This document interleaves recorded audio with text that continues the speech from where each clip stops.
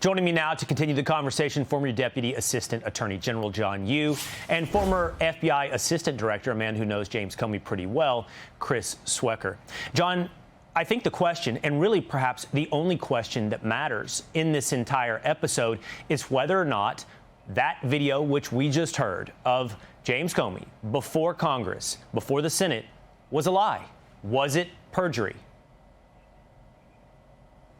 I think that the Justice Department has the grounds to charge Comey. You have right there under oath, under questioning by a senator, a difference between Comey and his deputy. I believe it's Andrew McCabe is on the other side of this conversation as to whether Comey authorized McCabe to leak law enforcement information to the press. Now, I think this is the approach that the Justice Department takes to other high-profile criminals. Sometimes you can't get them for the things they really did, so you get them for violations. For example, Al Capone was prosecuted not for mafia activities, but for tax evasion. Here, Jim Comey, I think, turned out to be one of the most politicized directors of the FBI in its history. You may recall what he did in the lead up to the 2016 elections. And then the worst, I think, what you went through in your timeline, trying to entrap President Trump into an obstruction of justice charge, which led to the whole Mueller investigation over the Russia hoax, which was disproven by the Mueller investigation. And so I think what the Justice Department doing is going after Comey for this one charge, which you could see on the tape. I think that's a plausible case to bring into court. It will be up to the jury to decide whether this he said, she said case and the evidence is enough to convict Comey. But I think the reason why the department is targeting him is because of his politicization of the FBI in the years beforehand. I think that's fair to look into the motivations and the reason, but I do think what's more important is he has been simply met with a charge, met with an indictment, and the question is directly whether or not he is guilty. Now, somebody is guilty, Chris. That much is clear. It's either Andrew McCabe or it's Jim Comey. One of the two did not tell the truth to Congress. Yeah, well, what you said at the beginning is all true. Jim Comey, nobody's been more critical of him than I. I know how the Bureau is supposed to operate. I know how the justice system is supposed to operate.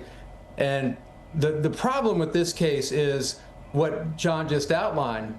Andy McCabe denied 3 times that he even leaked. Then finally they caught him in a lie, and he said, well, Jim Comey authorized this leak.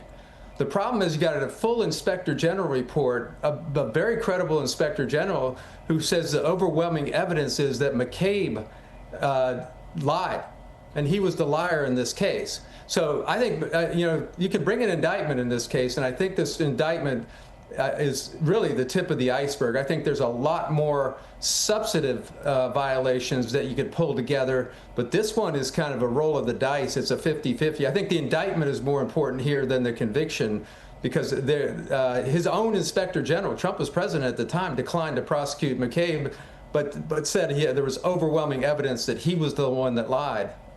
I hear what both of you gentlemen are saying, and I'm not suggesting that I speak for the American public, but I can just speak for one man who was very much tired of the idea that people can testify in front of Congress, lie, and there's virtually nothing that we can do about that accountability, because congressional testimony is our version of accountability. It's how we get to the truth and how we hold public officials to account to all of us. And to see someone, whether or not be Anthony Fauci or Jim Comey or Andrew McCabe, lie to the people with no accountability is simply tiresome. And if this is all that there is, if there is nothing more with Jim Comey, well, then so be it. But there has to be an accountability for the multitude of lies.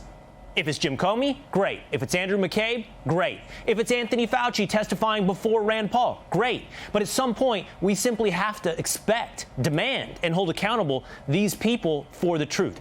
I hear you both. There may be stronger cases. John, there must be much greater sins when it comes to Jim Comey. But as far as I'm concerned, the truth is a damn good place to start. And I appreciate both of your perspective today. Thank you so much. Hey, it's Will Cain. Click here to subscribe to the Fox News channel on YouTube. It's the best way to get our latest interviews and highlights. And click to subscribe to the Will Cain podcast for full episodes right now.